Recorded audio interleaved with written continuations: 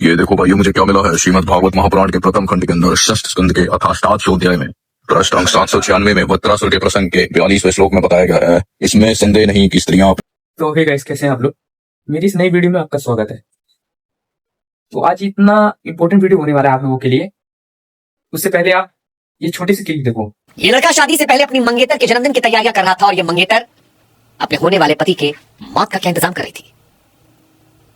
ये लड़की जिसे आप देख रहे हैं कल तक सोशल मीडिया पर अपने मंगेतर के मरने के बाद लिख रही थी कि I love you so much, तुम मुझे क्यों छोड़ गए मेरे जन्मदिन पर। लाखों लोग संवेदनाएं दिखा रहे थे, इस लड़की के लिए बुरा फील कर रहे थे कि कितनी बदकिस्मत है ये। लेकिन पुलिस ने जो कहानी बताई है वो शादी से, प्यार से, मानवता से, इंसानियत से आपका विश्वास हिला सकती है। ये कहानी है 26 साल के केतन अग्रवाल की, एक बड़े बिल्डर का इकलौता बेटा, घर का लाडला, माँ बाप की आंखों का तारा, जिसने अपनी माँ बाप की बात मानकर इस लड़की से अरेंज मैरिज करने का फैसला किया। नवंबर में शादी फाइनल हुई। माँ बाप ने बड़े शौक से एक 17 करोड़ के बड़े पैलेस में शादी बुक की थी। हनीमून के लिए बाली भेजने की तैयारी थी। मेहमानों के लिए माँ बाप ने 2 प्राइवेट फ्लाइट तक कर रखी थी। घर में तमाम खुशियां आने वाली थी, लेकिन किसी को अंदाजा नहीं था कि जिस लड़की को कुछ महीनों बाद दुल्हन बनकर घर आना था वो इस लड़के की हत्या की साजिश में शामिल हो जाएगी। ये वीडियो देखिए आप, एंगेजमेंट के बाद का ये वीडियो है। ऐसा लगता है कि दोनों कितने खुश हैं, कितने प्यारे लग रहे हैं। लड़का अपनी होने वाली बीवी के लिए फूल ला रहा है, उसे प्रपोज कर रहा है। इसे देखकर लगता है कि यार हैप्पी कपल ऐसे होते हैं। शादी में आपका विश्वास जग जाता है। देखिए इस तस्वीर को, साथ हंसते मुस्कुराते एक दूसरे के करीब खड़े हुए, एक दूसरे की बाहों में बाहें डाले। केतन के चेहरे पर वो सुकून है जो किसी लड़के के चेहरे पर होता है जब उसे मनपसंद औरत मिल जाती है। सिया भी खुश नजर आ रही है और इस वीडियो को देखकर शायद ही कोई यकीन कर पाएगा कि इस वीडियो में जो लड़की है वो इसकी मौत की वजह बन सकती है। हाँ, कम से कम आरोप यही कहते हैं, कम से कम मुकदमा तो इसी बात का चल रहा है। इस वीडियो को देखकर आप अंदाजा लगाइए कि क्या केतन जरा भी अंदाजा लगा सकता था कि जिस लड़की से वो मोहब्बत का इजहार कर रहा है वो उसकी जिंदगी छीनने की वजह बनेगी। प्यार धोखा मौत की कहानी पहले भी दोहराई गई है। बीते कुछ समय में इस देश ने सोनम रघुवंशी, मुस्कान रस्तोगी जैसे मामले देखे, लेकिन अब पुणे से आई ये कहानी लोगों के मन में सवाल पैदा कर रही है कि चाहिए क्या। अब ये बताओ, गलती किसकी इसमें? सबसे बड़ी चीज में गलती माँ बाप की है, उसके बाद लड़की की होती है। या जब तुमको शादी नहीं करनी ना तो अपने माँ बाप को उन पे सीधा मना कर दिया करो। माँ बाप के मुंह पे नहीं मना कर सकते।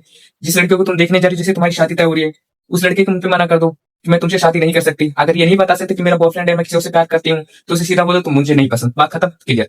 यार तुम अपने स्वार्थ की वजह से तुम किसी और को क्यों मारती हो? तुम अपना तो नुकसान करती हो, साथ में दूसरे के माँ बाप के लड़के का भी नुकसान करती हो, उनका भी बहुत ज्यादा नुकसान हो जाता है। ठीक है, उस लड़की की इसमें क्या करती थी? ठीक, उससे पहले मैं कई बार ये चीज बोल चुका हूँ कि लड़की एक इतनी बुरी चीज, इतनी गंदी चीज है ना जिसका तुम अंदाजा तक नहीं लगा सकते। दुनिया में सिर्फ एक ही लड़की कामयाब है, एक ही लड़की पे भरोसा कर सकते हो तुम, वो भी तुम्हारी माँ। बस। अब कई लोग ये बोलेंगे कि माँ भी तो एक लड़की है, तो मेरा ये बात उन लोगों के मुंह पे तमाचा है कि जो एक लड़की को एक माँ को कंपेयर करते हैं। जो लड़की एक लड़की शादीशुदा नहीं है, माँ नहीं बनी, उसको तुम माँ से कंपेयर करोगे? उसको तुम एक माँ वाली फीलिंग ला सकते हो? नहीं। जो लड़का बाप नहीं बना या उसकी शादी नहीं हुई, तुम उसको बाप से कंपेयर कर सकते हो? नहीं। एक माँ जो होती है ना, उसकी इमोशंस एक लड़की से कई गुना ज्यादा अच्छे और निस्वार्थ होते हैं, ये चीज याद रखो। तो दोबारा किसी लड़की को एक माँ को ना कंपेयर मत करना, समझे? एक माँ जो होती है उसको पता होता है क्या सही है क्या गलत है। चलो बात छोड़ो, आज के टाइम की माएँ जो होती हैं वो भी मतलब कि कह नहीं सकते कि वो माँ के लायक है। हम लोगों की माँ की जमाने की बात कर रहे हैं, उस जमाने की लड़की की बात करें तो भी ओके है। लेकिन आज के टाइम पर देखो कोई भी ठीक नहीं है, लेकिन फिर भी आज के टाइम पर माँ खाली भरोसा कर सकते हैं बस, और किसी पर भी नहीं। इस बात को हमेशा ध्यान रखो, समझे? इस बात का प्रूफ मैं तुम्हें एक छोटी स्किल से देता हूँ, ये क्लिप देखो पहले। ये देखो भाई, मुझे क्या मिला है। श्रीमद् भागवत महापुराण के प्रथम खंड के अंदर षष्ठ स्कंद के अथाष्टादश अध्याय में पृष्ठ अंक 796 में वृत्रासुर के प्रसंग के 42वें श्लोक में बताया गया है। इसमें संदेह नहीं कि स्त्रियां अपनी लालसाओं की कठपुतली होती है। सच पूछो तो वे किसी से प्यार नहीं करती, स्वार्थवश वे अपने पति, पुत्र और भाइयों तक को मार डालती हैं या मरवा डालती हैं। Deep down. आप बताओ भाई, अपने माइंड से बस एक चीज निकाल दो, फिजिकल इंटीमेसी। अगर ये चीज छोड़ दो ना तो तुम्हारे पास इतनी सुंदर दुनिया है, इतनी सुंदर चीज है ना जिसका तुम अंदाजा तक नहीं लगा सकते। लड़की के पास एक फिजिकल इंटीमेसी छोड़कर कुछ भी नहीं है देने के लिए, कुछ भी। समझे इस बात को? दूसरी चीज ये है, मैं तुम लोग को अगर शादी करने जा रहे हो या तुम्हारी किसी लड़की की शादी तय हो रही है तो उसमें 3-4 पॉइंट मैं बताऊंगा, वो चीज याद रखना। सबसे पहला पॉइंट जो मेरी खुद पे भी बीती हुई है, मैं खुद बता रहा हूँ। मैं जिस लड़की को देखने गया था तो मुझे सब पहले से पता था। सबसे पहली चीज याद रखो, जो लड़की चुप्पी होगी, कुछ नहीं बोली, शांत रहेगी, वो लड़की सबसे खतरनाक होगी। उस लड़की से पहले ही दूर रहना, ठीक है? दूसरी चीज ये, जिस लड़की को तुम देखने जा रहे हो उसके बॉडी लैंग्वेज को नोटिस करना। सबसे पहले टैटू नहीं होनी चाहिए, टैटू लड़की से बहुत दूर रखना, ठीक है? नर्सिंग गर्ल से बहुत दूर रखना, सिंगल मॉम वाली लड़की से, और जो हॉस्टल में लड़कियां गई हैं जो ज्यादा मेल फ्रेंड्स के साथ रही है, इन लड़कियों से बहुत दूर रहे हैं, बहुत दूर। फिर भी अगर इस टाइप की लड़कियां मिलती हैं तो शादी से पहले मैं तुमको बता रहा हूँ, ये चीज उसके आगे रख देना। 110% अगर तुम्हारा रिश्ता बिगड़ गया या शादी के बाद कुछ होता है तो आके मुझे गाली दे देना। सबसे पहले ये चीज याद रखना कि अगर तुम उसको देखने गए हो, लड़की सामने बैठी है, तो सबसे पहला पॉइंट ऑफ व्यू ये रखना कि तेरा कोई पास्ट तो नहीं है। क्योंकि मैंने सबसे पहले ये पूछा था कि तुम्हारा कोई पास्ट नहीं है, उसने बोला नहीं। हर लड़की बोली कि नहीं।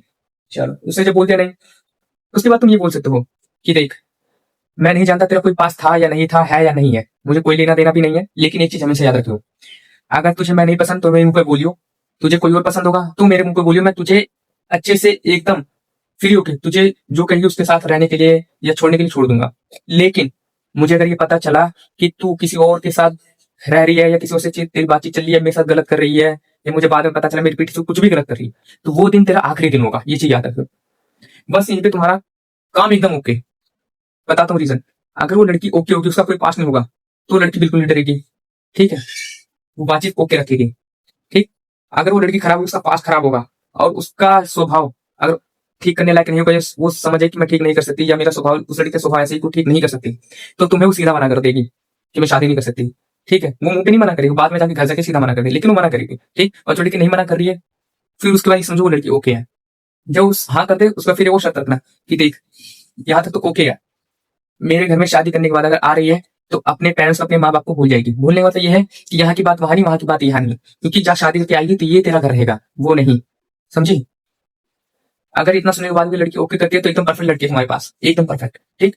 अगर इतनी जो बातें बताइए उसमें से एक भी ओके नहीं है तो लड़की को दूर रखना, लड़की से दूर रह जाना। आप जब भी लड़की तुम देखने जाना, ये शर्त हमेशा रखना। 110% बोल रहा हूँ, तुम्हारा कभी कुछ भी नहीं हो सकता। दूसरी चीज, जब एकदम लड़की ओके हो जाए, शादी के लिए भी डेट फिक्स हो जाए, उसके बाद रही बात दहेज की। दहेज तो सबसे पहले लड़कियां ही लेती हैं। बताऊं कैसे? लड़का कितना कमाता है, लड़के के पास है क्या, जमीन जायदाद कितनी, ये सब दहेज लेना ही बोलते हैं। क्योंकि जो लड़का गरीब होगा, जिसको कुछ नहीं होगा ना, उसके लड़के नहीं जाती, ठीक। तो दहेज लो, दबा के लो, ये तो मेरा कहना है सीधा। और इसके अंदर एक और बात, जब वो दहेज दे रहे हो या दहेज या लेन देन की बात चल रही हो, तुम्हारे पास एक वीडियो प्रूफ होना चाहिए कि आज का टाइम बहुत खराब है। वैसे इतना कुछ पूछने के बाद, इतना कुछ बोलने के बाद भी तुम्हारे साथ तो गलत हो नहीं सकता, लेकिन फिर भी बाय चांस 1% इसको लेके चलना। तुम वीडियो बना लेना या लिख लेना पर्चे पे क्या क्या दहेज मिला, क्या क्या नहीं मिला, उसके बाद उनके फैमिली से या लड़की से साइन करवा लेना, बात खत्म। यहीं पे तुम्हारा काम ओके 110% हो जाएगा। उसके बाद तुम्हें कोई भी, तुम्हारी फैमिली वाले तुम्हें गलत नहीं ठहरा सकता, ना तुम्हारे गलत कर सकता है, समझे। इतना कहना था मेरा। बाकी मेरी वीडियो में बने रहे, मेरे चैनल को सब्सक्राइब करें। जय हिंद।